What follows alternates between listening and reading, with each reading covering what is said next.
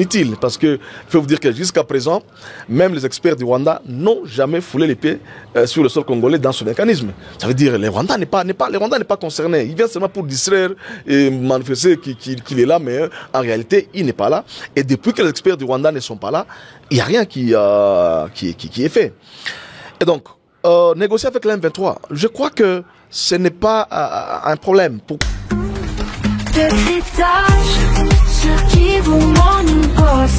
Toujours la vérité. Le processus de Luanda a échoué. Les autorités congolaises reconnaissent déjà ça.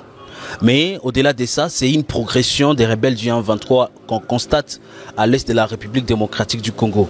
Après Matembe, c'est à Limbongo, où les forces armées de la République démocratique du Congo disent quand même qu'ils maintiennent encore la situation, mais des vidéos qui circulent pour dire tout haut que Alimbongo est passé sous le contrôle du M23. Nous allons faire une analyse à la fois de ces processus de Luanda aujourd'hui qui a échoué et cette progression du M23 à l'est de la République démocratique du Congo. Je vais recevoir Monsieur Jean-Claude Bambazé, qui est président de la société civile dans les territoires de Rutshuru en déplacement ici en ville de Goma. Monsieur Jean-Claude Bambazé, bonjour et surtout bienvenue. Oui, bonjour Blaise, bonjour aussi à tous vos téléspectateurs. On commence d'abord par commenter l'actualité. Aujourd'hui, on parle d'une progression du M23. Kinshasa, c'est un silence.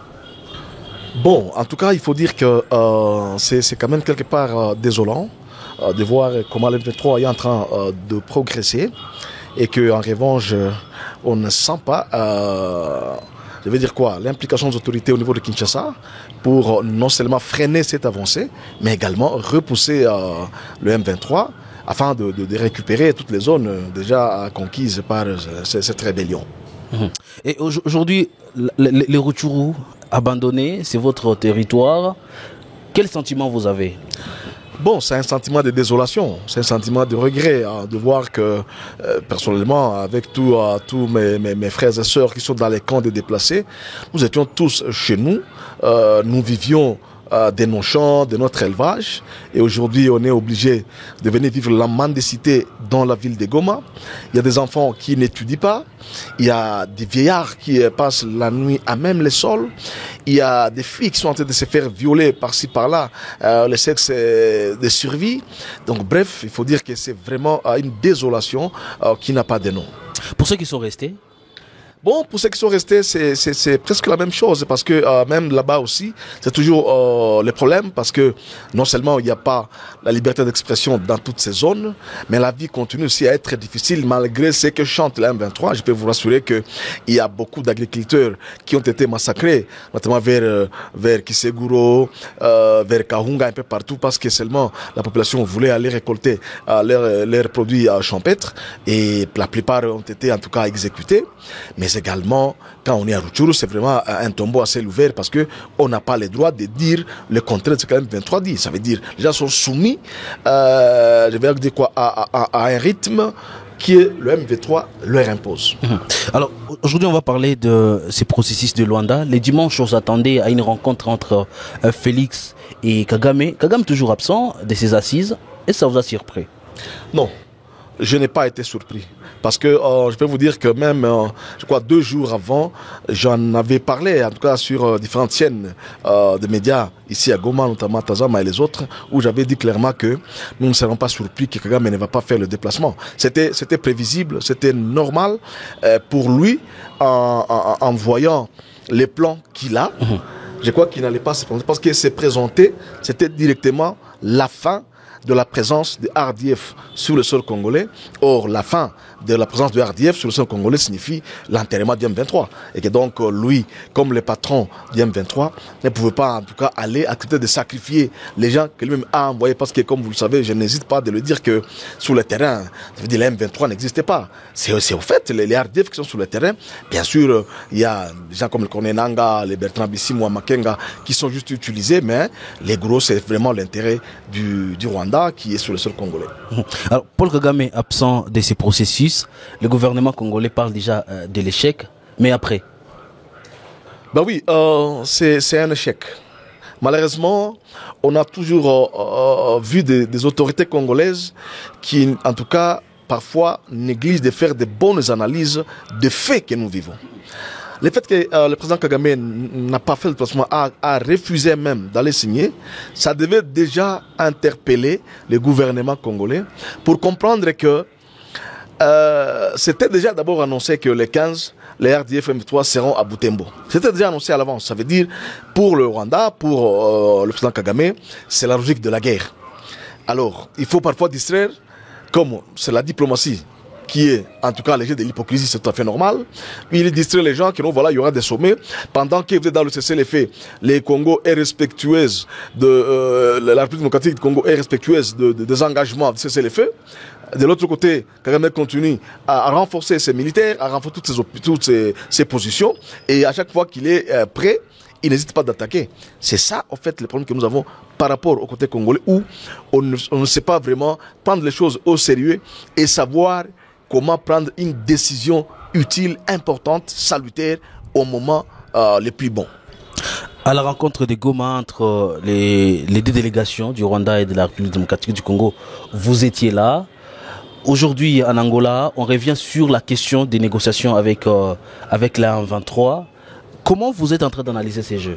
Bon, il faut dire à Goma, j'avais encore dit que c'était encore une aventure. C'était vraiment une promenade de santé, un balai diplomatique inutile. Parce que, je peux vous dire que jusqu'à présent, même les experts du Rwanda n'ont jamais foulé les pieds sur le sol congolais dans ce mécanisme. Ça veut dire que le Rwanda n'est pas concerné. Il vient seulement pour distraire et manifester qu'il est là, mais en réalité, il n'est pas là. Et depuis que les experts du Rwanda ne sont pas là, il n'y a rien qui est fait.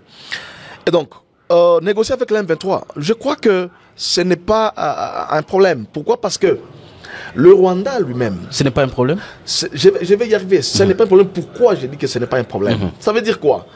L'M23 semble ne pas exister. L'M23 n'a pas de revendications. Il n'y en a pas. C'est plutôt le Rwanda.